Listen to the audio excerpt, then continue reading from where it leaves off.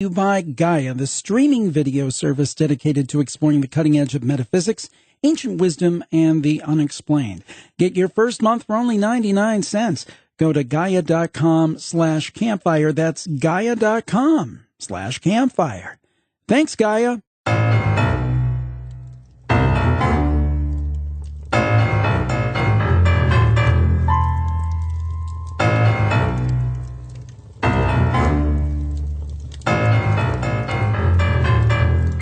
Welcome to our gathering tonight. Here we share stories of ordinary people who have experienced extraordinary things.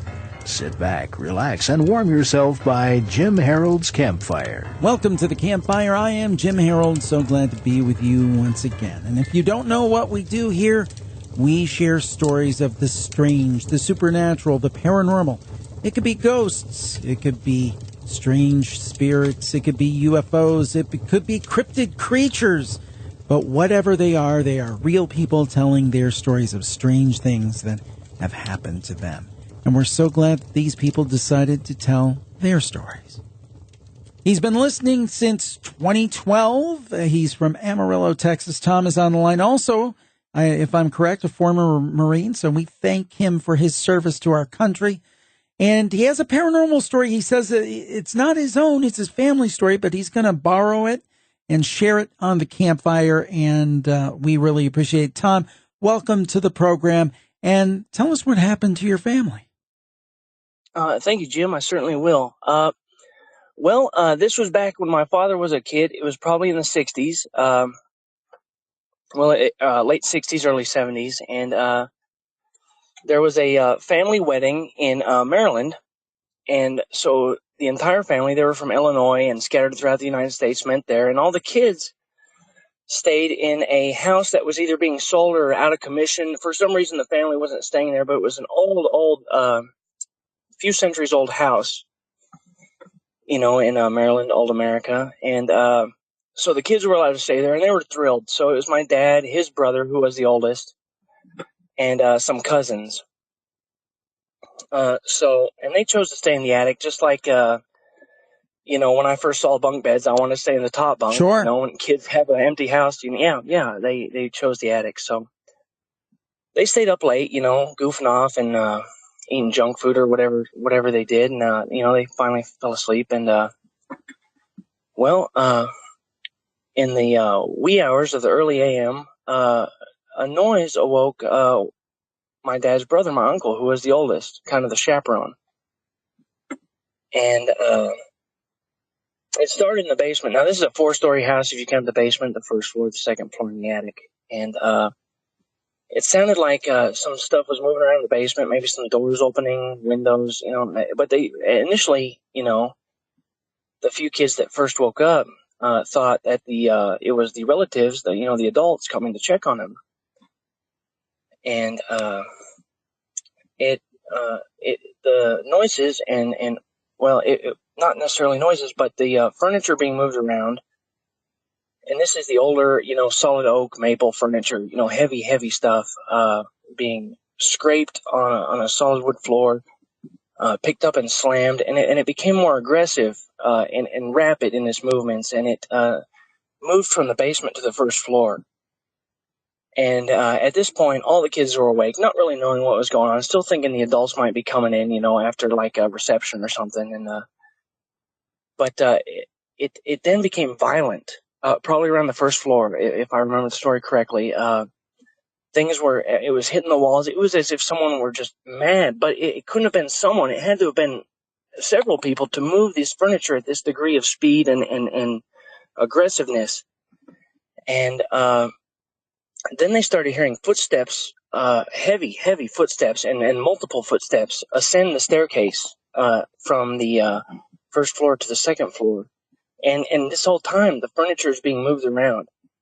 And it's happening at such a degree, the kids are awake and alarmed. They don't know what's going on, but they're frightened at this point. Everyone is awake, and they're all frightened. Things are being picked up and slammed. Impossible things are being moved at ferocious speeds. I mean, according to all accounts. And they start getting ready. They don't know what's happening, but they know it's not good, and they know they have to leave. So they're getting dressed. They might be, jettisoning some things that need to be, that they don't have time for, but they're rapidly preparing to leave. And it dies down a little bit. And they notice this. They notice the more they prepare to leave, the more the activity stops, but doesn't discontinue, but just slows down, kind of retreats in a way. And then when they pause, because it stops, everything just goes crazy. Everything goes crazy. Man. Doors are slamming. They're hearing wailing. And so now there's voices included. There's disembodied voices, included in this. And all floors are active. And they notice that the final staircase to ascend to the attic is the door opens to that staircase and footsteps are moving up. My uncle, everybody gets up. They get up. They're dressed. They got their shoes. My uncle tells my dad to grab on to his back belt loop and to close his eyes. We're leaving now. And they make a beeline out of the house. Now, my dad did close his eyes and followed my uncle's his older brother's instructions and did not look. But my uncle tells me that what he saw when he did open his eyes, they did their best to look down. I know I would have. Right. But when he looked around, what they saw was like a cacophony of just bodies of transparent, and they were clearly Native American, but they were decomposed. Oh. It reminds me of a scene out of Poltergeist, but they, not the skeletons, Right. They were just everywhere. They were just everywhere. It was just so thick, he said, so thick with these dead spirits. And it terrified me as a kid. It just terrified me as a kid, and I'm sure he could have told it better. But they made their way out of the house and they walked down the interstate to the hotel where all the parents were staying. And they wondered what they were doing there walking, and of course, it turned into a big family, tale. But from all accounts, that is the story. And, it's the only one I've got, from a good source. Now, the thing I've got, had there been a tradition or any background to the house that you were aware of or they were aware of that would have made this seem in character, or was this just kind of out of the blue? As far as I know, it was out of the blue. And I was a kid when my dad told me and when my uncle confirmed it. And that was at two separate times, and I've heard it several times since then. But I just know that it was an old colonial house. That's all I know. It was very old. And for some reason, it was not in use. It's a house where there were dust jackets over the furniture and things like that. And in terms of the Native Americans, was there any thought that this land had been occupied by Native Americans at any time? Any knowledge of that? I think so. Okay. Now, of course, I can't verify that, and I don't know that for sure. But given the location that they were at, Maryland, an older house, I think that certainly. And I didn't get details because they got kind of spooked and goosebumpy, after a while of telling, and they just want to quit talking about it after a while. So I didn't get a very descriptive, just knowing that they were decomposed, what they thought were Native Americans standing around in quantities. So, I don't have any facts. That's the story I've heard, and. Well, I've had as well a couple of family stories, and I think it's great when we tell those stories. The thing is the oral tradition is great, but people pass, generations pass, and then there are people who are left. And I think it's great when the older generation kind of passes that along, even if you don't have all of the details. Many times, it sounds like in your case, they didn't necessarily know the details. They didn't know the history of the house, but they simply said, this is something very strange that happened to me. And I think a lot of people like us, Tom, who are interested in the supernatural and the paranormal, part of that is when we hear these stories from people we know and trust. And there's so many people of so many backgrounds have just said something completely strange and weird happened to me.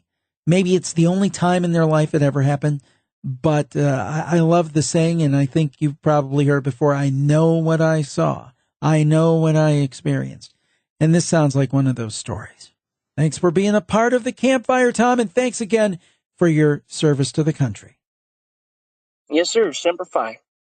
If you enjoy the Campfire, please subscribe today in Apple Podcasts or the app of your choice so you never miss an episode. It really helps us a lot, and I'd appreciate it. Thanks.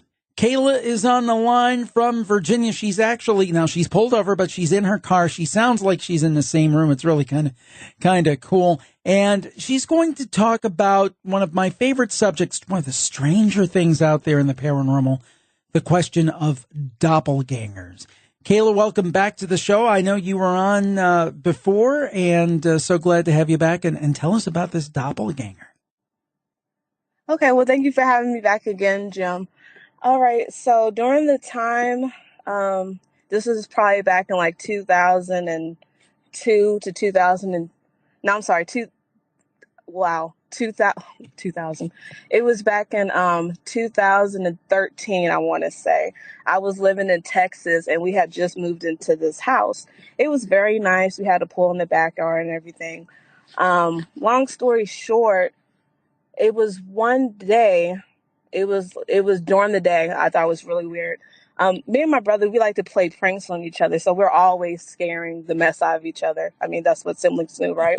But anyway, anyway, I saw him walking. He had on like a white shirt and he had his boxers on, and that's nothing new.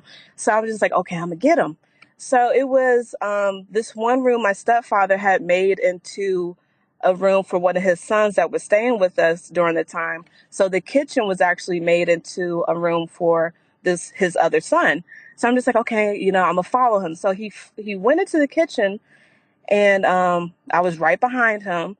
And then I can't remember what happened because it was so long ago, but I stepped into the room. I didn't see him. So I was just like, well, that's weird. There was no way that he could have went out the room without me seeing him, because there was only one way to get into the room. So I'm just like, okay, well, he's being funny. He hid under the bed. I'm thinking he's hiding under the bed. I'm just like, okay, I'm really going to get him now. So I looked under the bed, Jim. He wasn't there. And the funny thing is, my mom was in the kitchen, and I was just like, I came out the room. I'm just like, Mom, my brother's name is Tevin. I said, did Tevin just go in there? She's like, yeah. And I was just like, well, where did he go? There was nowhere that he could have went in that room, Jim. Nowhere. There was a window, but the window, it didn't open, so he couldn't have went out the window. And like I said, I have no idea what happened because it was so long ago. But I just thought that was really strange because I was right behind him. That is strange. I was right behind him. That is strange. Yeah. Now, were there other things going on, like weird kind of ghostly things that would have lent itself to this, or was this just like an isolated incident? I believe it was an isolated incident. I had other strange things happen to me. Like, I know a lot of people call and talk about sleep paralysis, but there's nothing that would have caused that to happen. That was actually the first time that it happened, and it scared the life out of me. Because I have no idea where he went. I don't blame you. And the thing is that before I started the show, I had heard of doppelgangers, but I never really associated it with the paranormal or anything. But I got to tell you, I'm amazed at how many people have experienced this. And they swear up and down, and they say, hey, that was that person. I saw them with my own eyes. They were physically identical. And then they find out it couldn't have possibly been their friend, their loved one, whoever it is. Right. And like I said, it was him. It looked exactly like my brother. My brother is tall, and he was tall, and he had on a white shirt, and then he had on his boxers. So I'm just like, I saw him. I know it was him. And for him to go in the room and for me to go in there and not see him, I mean, that was probably the most scariest things I've ever seen in my life. I can't blame you a bit. I think that's pretty frightening for sure. Now, I know you had another story. Tell us a little bit about that other story you had. Yeah, this one is a funny one. Because I love the Campfire so much, I was listening to it one day, and anyway, I had went home, and I have to get up really early for work in the morning. So I was just scrolling on Facebook and not realizing that I was still on Facebook, but I was getting ready for work. So before I left my room, I was getting dressed. I grabbed my phone, put it in my pocket, and I heard a baby crying. I'm just like, what in the world is that coming from? I heard a baby crying. I was just like, well, that's strange. It sounded like it was coming from the window. So I'm just like, all right, well, where is that coming from? And my dog happened to be in the room with me, and I was going to let him in the room with my mother because usually when I leave for work in the morning, I put him in the room with my mother. So as I was walking to the door, it sounded like it was coming from the door. So I'm just like, what in the world? So I'm like freaking out. My heart's beating out on my chest. And I'm just thinking, maybe I should call my mom. Jim, I picked up the phone. It was a ad on Facebook with the baby crying. And I'm just like, oh my goodness, I scared the life out of myself. I was just like, oh my goodness. Yeah. Just because I was listening to Campfire that night. Yeah, the Campfire sometimes has that effect on people. Yeah, just a little bit, Jim. Just a little bit. Just a little bit. Yeah, it's like sometimes people say I can't listen to it at night, and other people say I fall right asleep to it. It soothes me. Other people use you got to be joking. It freaks me out. But the important thing is you listen. And Kayla, thank you for listening, and also for sharing your stories and taking some time out of your busy evening. We appreciate it. Thanks for being a part of the Campfire again. Well, thanks for having me again, Jim. If anything freaky goes on again, I'll be sure to give you a call. Jim Harold's Campfire is brought to you by GAIA, the streaming video service dedicated to exploring the cutting edge of metaphysics, ancient wisdom, and the unexplained. And keep listening, because I'm going to tell you how you can get your first month for only 99 cents. Now, we're different kind of people, you and I. You know, some people out there, believe it or not, don't concern themselves with the mysteries of life. The afterlife, ghosts, UFOs, ancient mysteries, and the metaphysical. But we're different, I think in a good way, because we do. And that's why I think so many of you love the Campfire, and that's why I know you'll love GAIA just as much. Now, I love comedies and drama and those kind of things the huge streaming services have, but they're missing something. Something important to people like us. Great content on the topics we love. But thankfully, there is something for us that covers these topics, and it is GAIA. So what is GAIA? GAIA is the video streaming service that focuses on the topics we love with high-quality programming that you can't find anywhere else. Exclusive content. And the only place it is at GAIA. And you need to check out GAIA because it's a streaming service that is made for people like us. And the good news is you can watch GAIA on all of your devices. There's your Apple TV, your iPhone, your iPad, your Chromecast, your Android device, Fire TV, your Roku, your computer. If you're listening to the Campfire, you can watch GAIA. Now, here's some of what you're missing if you're not tuned into GAIA this week.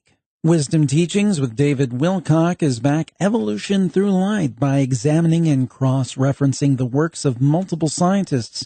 David unlocks the process by which frequencies of light can store, transmit, and transform DNA. Or perhaps you want to take a look at Cosmic Disclosure, Extreme Experiments with Alien Hybrids.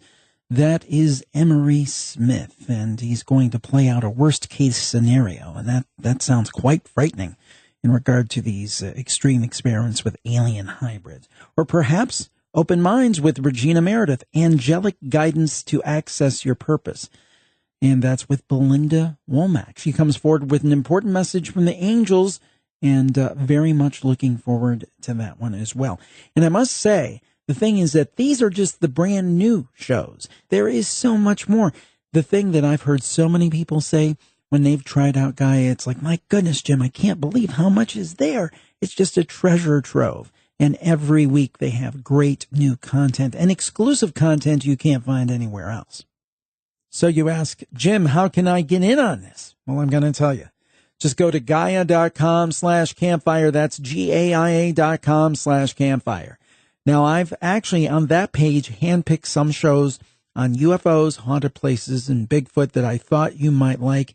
And you can watch those and go to that page. Don't have to log in or anything. And you can see those for free to get a flavor of what GAIA is about. On that page, you can even see my appearance from a couple of years back on Beyond Belief with George Norrie. And again, you don't have to log in or anything to do that. I just want you to get a feel for it. So go to Gaia.com/campfire. And once you're done with that, I want you to do something else. Scroll down to the bottom of the page, and you can sign up for your first month for only 99 cents. Again, you probably have that much in your cup holder in your car. 99 cents for a month of great entertainment. And I know you're going to want to renew once the time is up because you're going to say, Jim was right. This is fantastic. So go to GAIA.com/campfire. That's GAIA.com/campfire to see what's happening on the largest consciousness media streaming platform in the world. I love it, and you'll love it. Thanks, Gaia. Well, she's relatively new to the show, 6 months. She found the Paranormal Podcast and then graduated over to the Campfire. I hope she still listens to both of them. And we thank her so much. Rosa from California is joining us. We're doing this call in the morning, so it's about 7 a.m. there. So Rosa must be an early riser. But anyhow, I just wanted to say thank you for being on the show and tell us about this house. It sounds like you had some strange experiences in a house, and you're going to tell us all about it. Yeah. So my parents purchased the house back in 2009, and this house was, the rundown house on the block, the one Sure. that just looked like it hadn't been touched in years, and it actually had been abandoned. So they purchased this house and did a lot of remodeling work for us to be able to move in. And one of the remodels that they did was actually convert the garage into a bedroom and laundry room facility. So once we moved in, I actually moved into that bedroom, and immediately I started feeling something was off, and I really couldn't put my finger on it. Mm-hmm. At night, the room would drop, and it would be so cold that I could see my breath. And now, like you said, I live in California, so it doesn't really get that cold usually. But for some reason, and specifically in this room, it would just get so cold. And it just felt kind of uncomfortable at night. So I just assumed it was moving into a new place and a new neighborhood. So I just kind of wrote it off at first.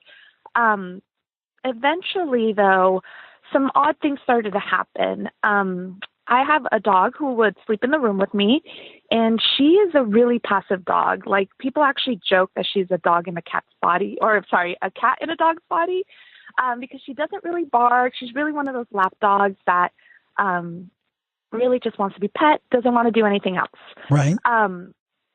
So at night, though, I noticed that she started growling. And so this really caught me off guard because she, like I said, never really does this. And so I woke up and I saw her growling. Basically, my bed was just kind of in a corner of the room, and I could see the entryway into the laundry room from where I would go to sleep. And so she was facing that direction, and it was a really aggressive sounding growl, and it looked like she was looking at something. Oh boy. So, yeah, I absolutely get freaked out, and I turn on the light and there's nothing there. And at this point, the doorway didn't actually have a door in it, so I can actually see into the next room. So I decided, she probably just got scared from a shadow from a driving car, or because it's a little darker in that other room, maybe she's just having a trick played on her eyes. I think really just trying to make myself feel better. Right. So, so that happened a few nights in a row. And, it actually started getting to the point where I would wake up and I would tell my dog, like, what are you doing? Like, I need to go to sleep. Like, we need to stop this game. And then it started to get a little more escalated. So what I would start to feel is I would feel like someone was watching me while I was sleeping. And usually right around the time I would get that feeling, I would start to hear my dog growl. And, I would wake up, I would turn on all the lights, I would look in the other room. There's nothing there, but I just couldn't shake the feeling that someone or something was watching me. And, this happened for a few nights. And at this point, I started to get pretty nervous. Sure. And, my mom, she's one of those people that doesn't really like to talk about these things. They really scare her. So in my head, I'm like, well, I don't want to tell my mom. We just moved into this place. She's so excited. And I don't want to be, the buzzkill that says, by the way, there's something spooky happening at night. So, I just decided to keep it to myself. And again, just kind of wrote it off like, well, maybe it's just moving to a new place and all of that good stuff. But then there was one night and it was like a weird situation, kind of like a head scratcher. So I was asleep, and then I felt like I woke up and to see a face right in front of my face. And it was like it looked like an older man, with like, I don't know how to explain it. Like his face was lit up from the other side. So it looked like it was almost glowing. Whoa. Yeah. And it was like, I opened my eyes and I felt like he was right there. And so when that happened, I jolted and then I sat up in my bed, and then it felt like almost like I woke up again, like a deja vu of I saw the face and then I woke up again and actually sat up in bed. And, that event really, really freaked me out. So actually for the next few days, I actually slept in the living room because I was so freaked out by it. Like I said, it just was really detailed. Like I could just see his face.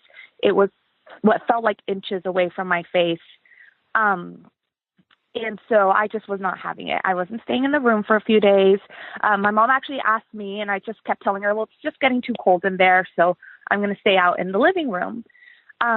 Eventually, I talked myself back into staying in the room. So I went back in, and I just decided, okay, whatever's going on here, like, I'm not going to let this affect me. Like, I don't think that they can actually do anything. So if there is someone here, I'm just going to have to deal with it. And hopefully, this type of scary thing won't happen again. So at one point, the following night, I felt that feeling of being watched. Mm-hmm. So out loud, I was just kind of like, hey, stop that. I'm trying to sleep. I'm going to go to sleep. Stop it. And it didn't feel like the feeling subsided, but it made me feel good enough just to go back to sleep. So I did that for a few nights, and, nothing new happened.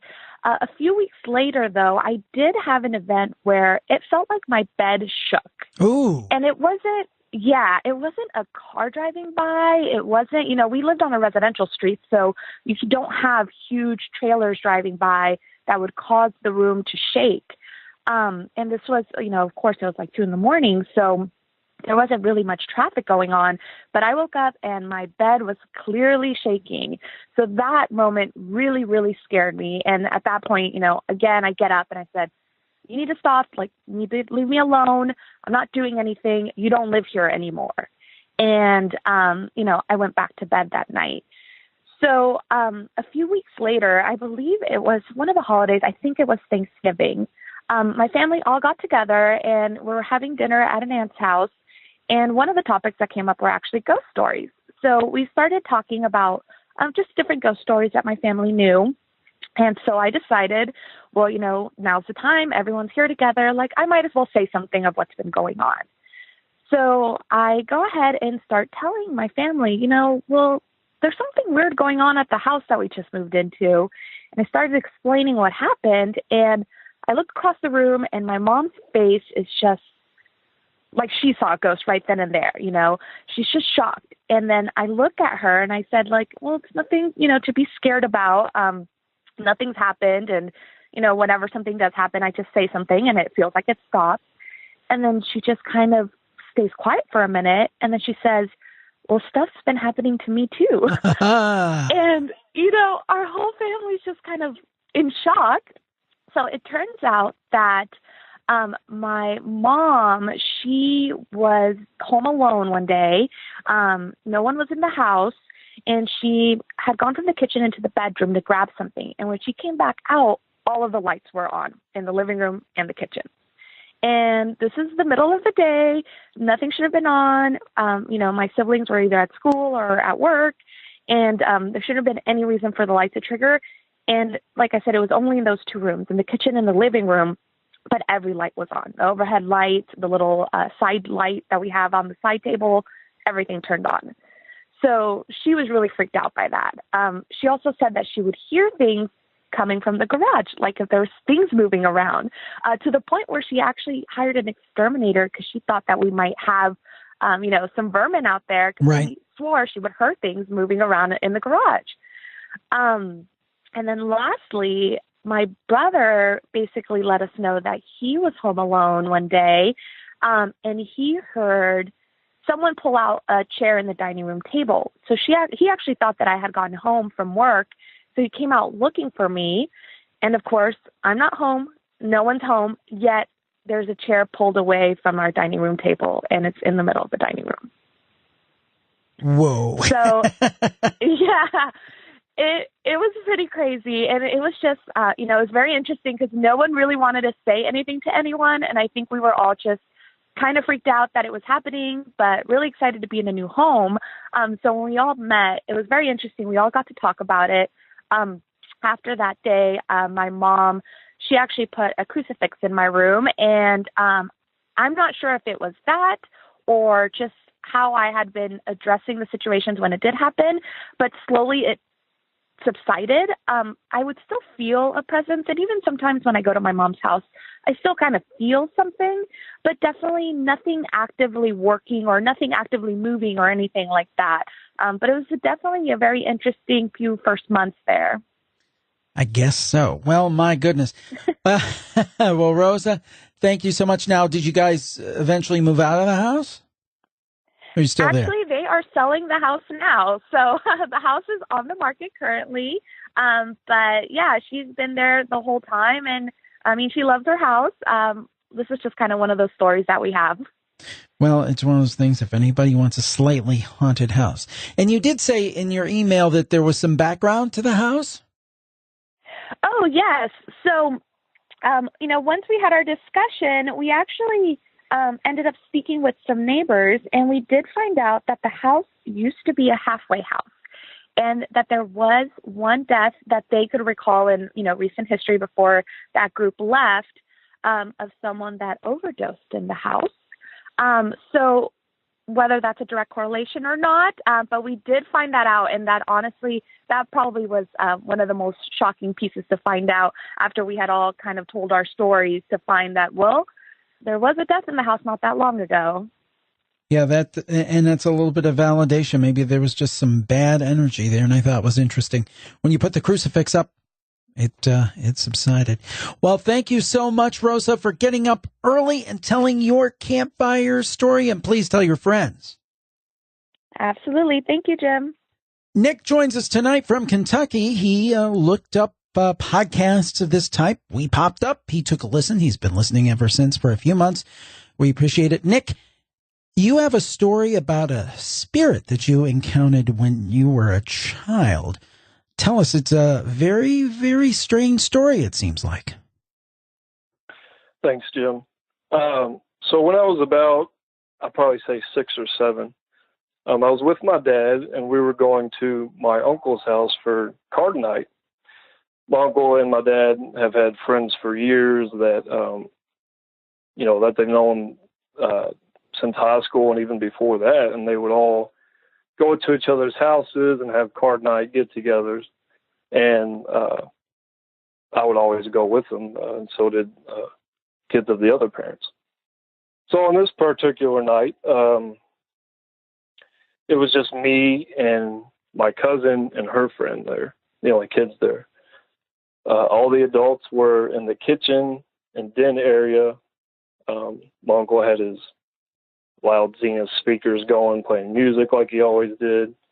And they never really came out of there except for maybe, to smoke break or use the bathroom and check on us every once in a while. So while they're all in there, me and my cousin and her friend are, doing whatever kids do. We're drawing, coloring, playing board games, video games, stuff like that. And I know it's kind of hard to believe, but after a while we get kind of bored. Kids get bored all the time. And so my cousin goes to this bookshelf that was kind of in the hallway. And there's a bunch of encyclopedias,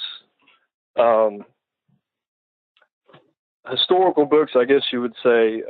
And this particular one was about dogs. Coincidentally. Yes. And it was a pretty awesome book, pretty thick book. It had dogs' origins. It had all the breeds in there. It's pretty cool stuff. And I would like to note that my uncle did have 3 to 4 small to mid-sized dogs, just your average mutts, I guess you would say. Right. And we were playing with them throughout the night too. And so we're looking through this book, and, my cousin showing her friend, pictures of puppies and, all these cute dogs. And after a while, we flipped to this page, and in the lower left corner, there's this picture of a dog that I want to say it was like a poodle mix, something like that, except the hair wasn't like you would see like on a normal poodle. It was kind of shaggy hair. I've never really seen a breed like it. It's not exactly one that you would see somebody walking across the street. I mean, this right. was, pretty unique. So out of nowhere, my cousin and her friend are like, that is the ugliest dog I have ever seen. Mm-hmm. And I didn't really think that because I love, all animals, no matter what they look like or whatever. But, as a young kid, you want to fit in with the big kids. And so I just put my 2 cents in. I'm like, yeah, that dog is ugly. Right. And, they're just kind of laughing about it or whatever. And we turned the page, and that's that. We looked through it a little bit more and shut the book and, went on and did other things. Probably got a snack and played a couple more games. And after a while, we're just kind of, a bit worn out. We just kind of want to relax. And so we head to my uncle's bedroom. And we shut the door because we're kind of tired of, hearing the music from the kitchen and all that. And we're all laying on the bed, drawing or coloring, doing whatever. And we had the lamp on because the ceiling light was really bright. And how sometimes you kind of don't really want, all that brightness. You want more of a dim, so you're not, being blinded. Right. And so we're in there, probably a good 20, 30 minutes. And the lamp goes out. And it gets pitch black in the room. And even though we couldn't see, we could still feel that it was plugged in still. So my cousin's like, all right, I guess this bulb is done. She takes it out and, goes out the door and brings back a new one. It works. And I'd probably say 4 or 5 minutes later, it goes out again. And it was still plugged in again. So we're like, you know what? I guess this lamp is just done for whatever reason. Maybe it's old or something. And we basically said, we'll just stick with this ceiling light, even though it's bright. Put up with it, whatever. And I'd probably say not even 4 or 5 minutes later, the ceiling light goes out. So we're like, okay. We go back, flip the switch, doesn't come on. And so now we're really, kind of puzzled. And my cousin says, you know what, let's just go in there and tell them that, these lights, for whatever reason, just aren't working. And she goes to the door is locked. For whatever reason. She didn't lock it. She tries to turn it, it will not open. And so, I'm 6 or 7. I'm really, really scared of the dark. So I'm already freaked out enough as it is. I keep on looking behind me, so because I think something's going to get me. And so I turn back and there's nothing there. So they start pounding on the door, yelling, trying to get somebody to let us out. And I turn around again, And at the corner of the bed, not even 10 feet away from me, is a dog. And it's glowing white, black holes for eyes, and it's huge.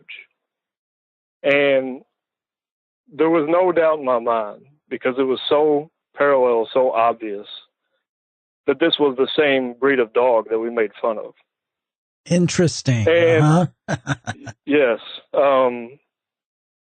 So it's just standing there looking at us. I start screaming, crying. I'm terrified. And they see it, start screaming, crying, banging on the door louder than before. And looking back on it, apparently they were willing to sacrifice me because they were not letting me get in front of them. But somebody eventually, I'm not really sure how long it was. I'd say less than a minute. Somebody lets us out. Of course, we try to explain what happened. Nobody buys it. But that's basically it, Jim. There you go. Very, very interesting. You said it was ugly, then it showed itself. Very interesting story. Nick, thank you for being a part of the campfire and for sharing your story tonight. Thanks, Jim.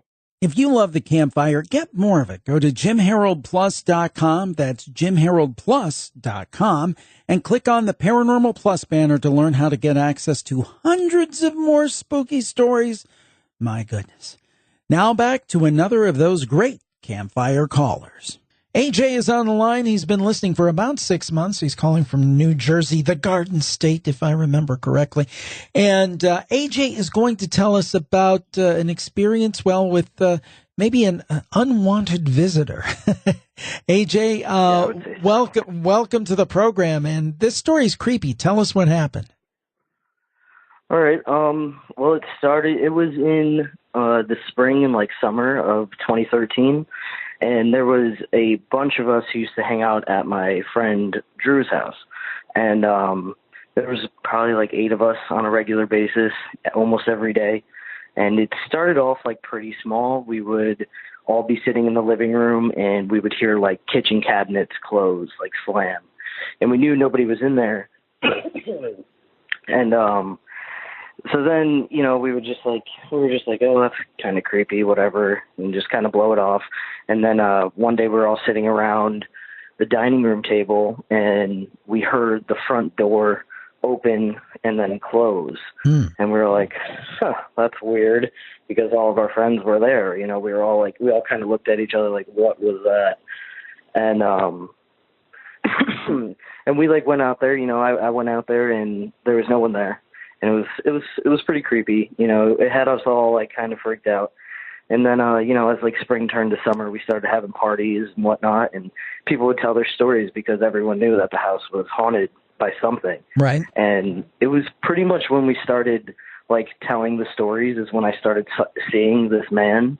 And it was at first it was glimpses, and he was just really tall, really skinny, had a long black trench coat-ish looking figure, and he had an old-timey black brimmed hat that went all the way around. Ooh. And that was it was very distinct. It was weird because I could see that very well.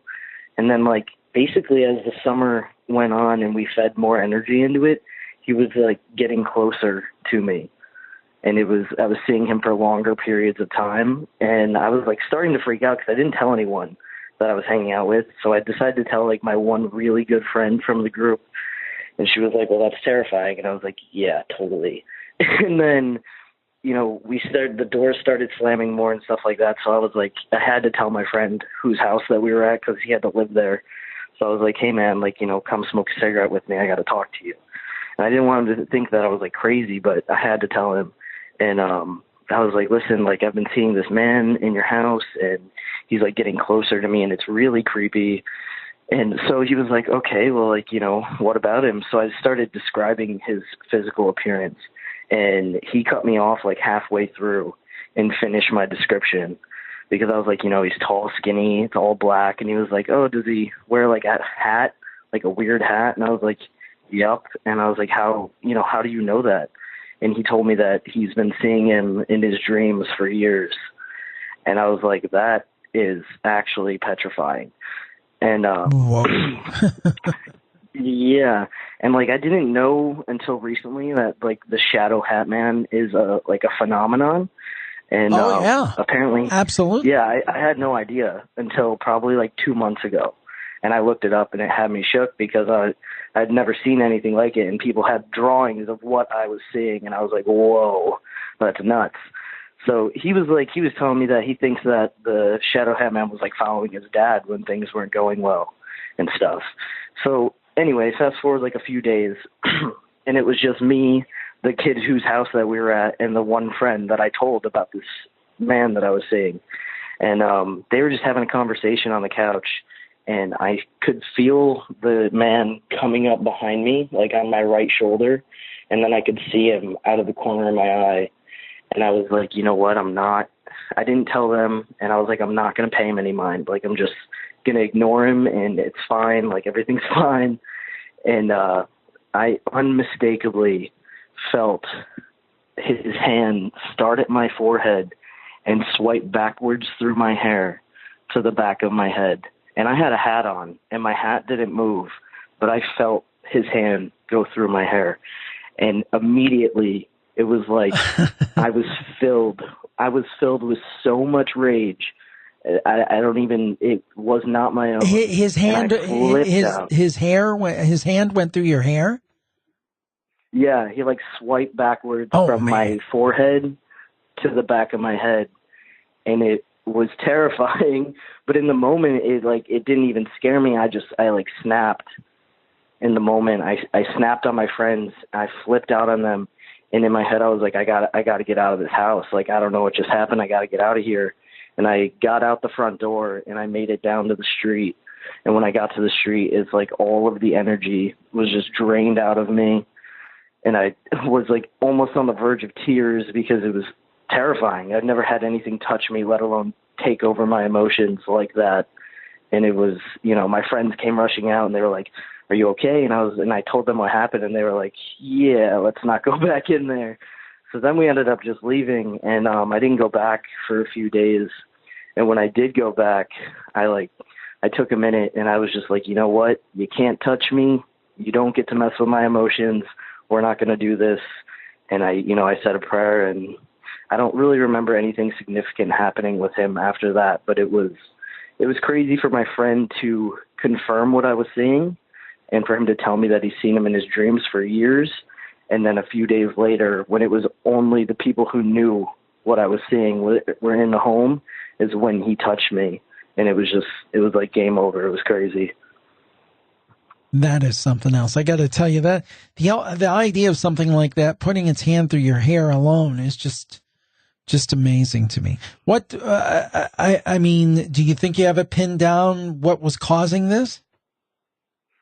I think it was just there was some bad energy going on in the house, and as we fed energy into him, because we were talking about him in the house, outside, and everybody was like, yeah, it's crazy in here. Like, you'll see stuff, you'll hear crazy stuff. And I just think that it all just came to like a climax almost.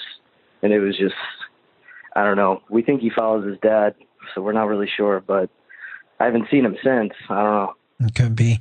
Well, thank you so much for sharing your story tonight on the Campfire. It's one to remember. Thanks so much. Yeah, anytime. Have a good one. Well, if you have been listening to the Campfire any time at all, you know the name Travis. He's probably has the record for calling in the most times. He always has interesting stories to tell, things that happen in his grandmother's house, and there have been a whole slew of them over the years. And as I understand it, there has been a great deal of happenings since we last talked. So Travis is on the line, and coincidentally, Travis, people just last night, before I recorded this, were asking, where is Travis? But Travis is here. Ironic, it is. Ironic. Well, here you are. So tell us what's happened with that property, because I know it's always a lot of activity over there. What's the latest? Okay, something very, very bad has happened. Extremely bad. Let's go back to February the 27th of this year. In January, I was reading. It was about 2 a.m. I'm somewhat of a night owl, and I was reading, and a blackness came over me, a sense of foreboding that I have never felt before and hopefully will never feel after. And I talked to a friend of mine the next day, and I was telling her, something bad is going to happen. I mean, really bad. And she said, "Can you be more specific?" And I said, "No, but something is coming. I can feel it." So let's fast forward to February 27th. I called my mother, and I couldn't get an answer over at the house, my grandmother's house. Yeah, and the house in question, for people who haven't maybe heard you before, your grandmother's house, and there's always been a lot of strange activity over there.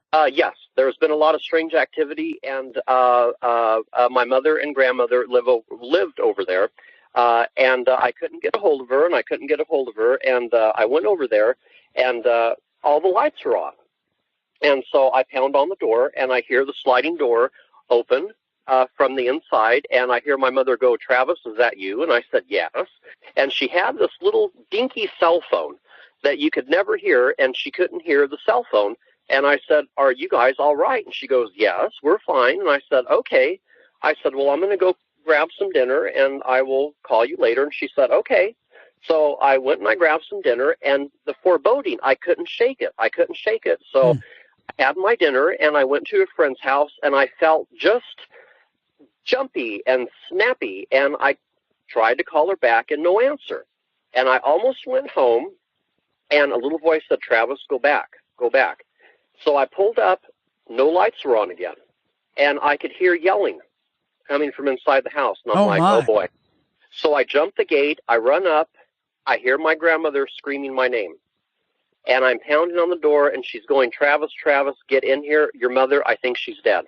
Oh, gosh. So I kick the door in, and it is with a heavy heart that I have to tell your audience my mother is no longer with us. Oh, I'm sorry, Travis. She passed away less than maybe a minute after we talked, after she answered the door.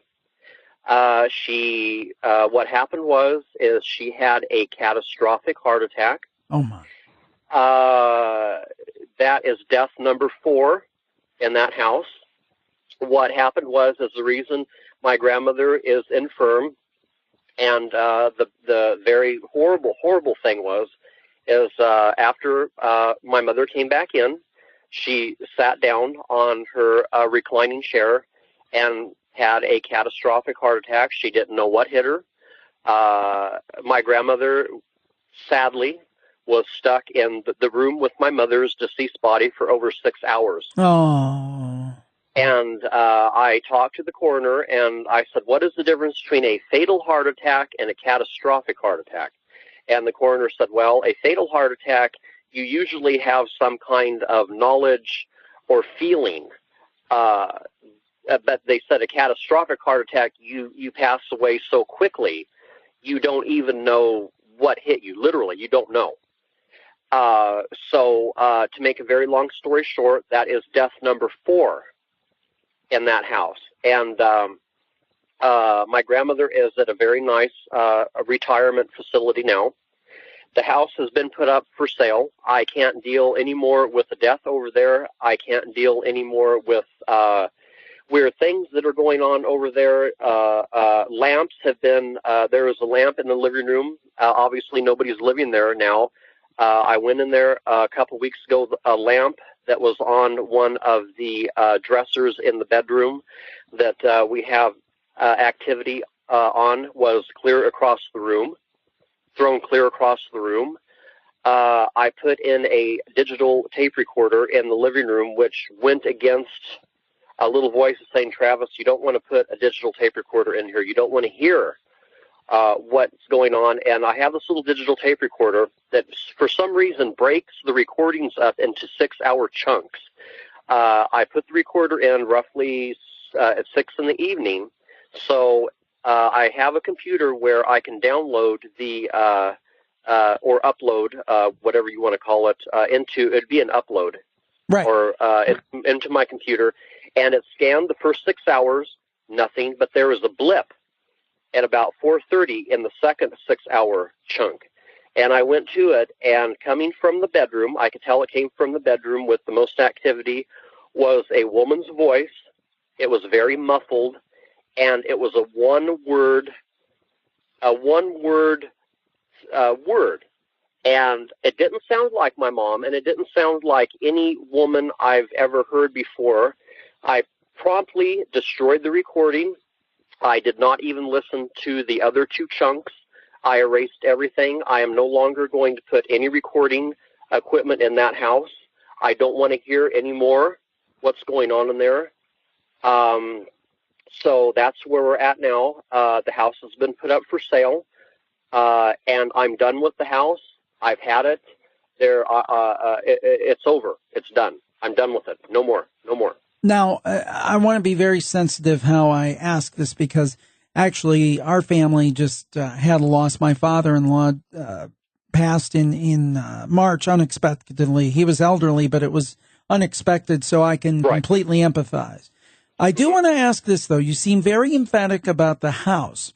Mm-hmm. Do you feel that the house in some way played a role in your mom's death? In other words, I'm assuming was older.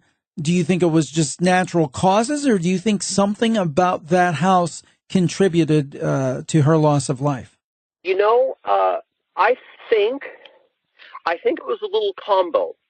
And my mother, she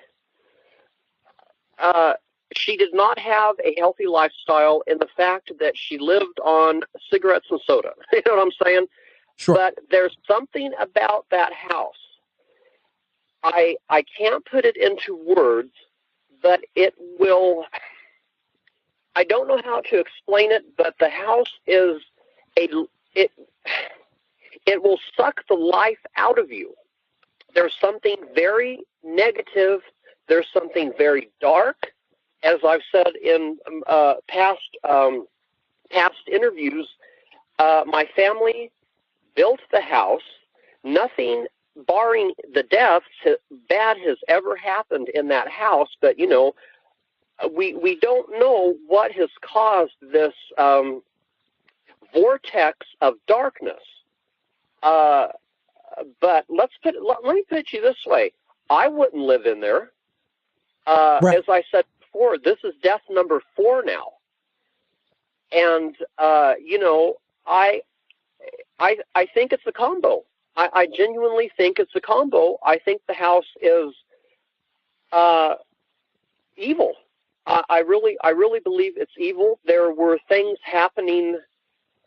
You would have to live there. I can't explain it. You understand what I'm saying? No, I understand what you're saying. And for people who haven't heard, I mean, there's always been weird things that have happened over there.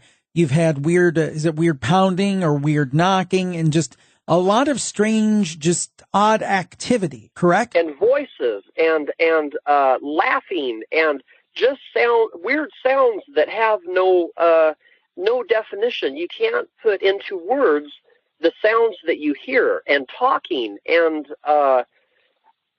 things out of the corner of your eye moving, and figures and whatnot, you know. And I'm done. You know, there was a lot of there was some people on your website that said, you know, they've asked me, are you going to sell the house? And before my mother's death, I was like, no. I'm going to keep it. I'm done. The house, in my mind, it's over. You know, I genuinely hope, and I'm going to tell, as I said, I put the house up for sale. In one day, I got 20 responses. Wow. And I have been very open with the people. I have said there have been 4 deaths in this house. I'm extremely open. To be quite frank, there was a couple people, and I told them there is activity in this house. I said, I don't know what your beliefs are, but I'm going to be open about it, and I'm not going to lie to you about it. And you know what? We're actually a couple people that were like, that's cool. And I'm like, you know, if that's your deal, I wouldn't want to move into a home that had activity. Right. But if that's your thing, hey, you know what I'm saying? It sounds like you'll be, I mean, a lot of times, and I don't want to get too personal, but we're dealing with something similar now. When you have somebody that passes and they have a home, you look forward to the time when you can let go of that to kind of give you some closure. But above and beyond that, it sounds like you're going to be relieved to be rid of this place, aren't you?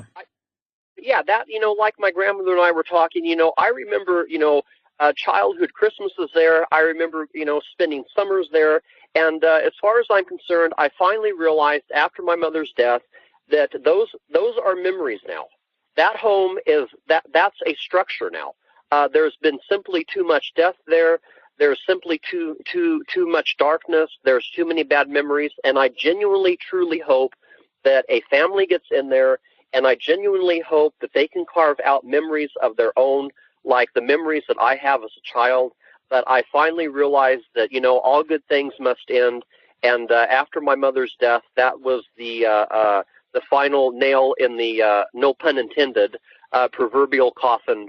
I can't take any more, And like I said, that lamp across the room, I'm the only one with the key. Nobody's been in that house. The voices are starting.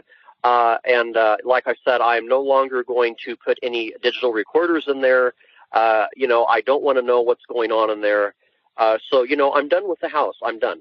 Now, Travis, if something happens in between now and when you sell it, if there's more activity or something noteworthy, will you call us back and let us know? I will call you, but I do want to just relate two very quick little things that happened. Sure, very quick. Go ahead. I asked on your message board if the people, some of your listeners, think that when you get under stress, do they think that your mind can perceive paranormal things a little bit better? And some people said yes. Some people said no. And I just want to make two little stories that happened to me. I went up to the local funeral parlor, obviously after my mother passed away, and I went in to make arrangements for her cremation, etc. I was standing in there, and all of a sudden, my head started feeling, I can't explain it, but it started feeling very heavy. And I felt, oh gosh, I can't explain it. Heavy air is the only way I can explain it. And I heard a woman's voice coming from behind me. It was in my mind. I can't explain it anymore. The voice sounded very flat, but yet it had a distinct personality. And the woman's voice it had inflection to it. And the woman's voice went, no. That's how it sounded. She went, no. Huh. And I kind of turned my head. There's nobody behind me. And I'm like, oh boy, am I finally losing it here? I'm like, and I didn't say nothing, and I smelled I started smelling a very odd perfume. Now, I know that funeral places have, they smell sweet, because they have the flowers, but the perfume I smelled was very faint, yet very distinct, and it went away very quickly. And I'm like, okay, Travis, are you really losing it again? Are you losing it here? So another thing that happened, I have a friend. She has she had back surgery, and she's in a short-term facility care. And I was visiting her, and she had to use the restroom. And I said, I'll step out. Just call me when you're ready. So I'm out there, and I'm reading my Nook, and my head started feeling that same way again. And a woman's voice whispered, she went, Travis. And I looked up, and I kind of went around, and I said, Tanya, was that you? And she goes, no, I'm not done yet, Travis. And I'm like, okay. And I'm like, here we go again. So, I'm like, okay, here, I'm thinking, am I under a lot of stress here? And, could that possibly open parts of your brain to perceive and hear things that maybe normally you wouldn't?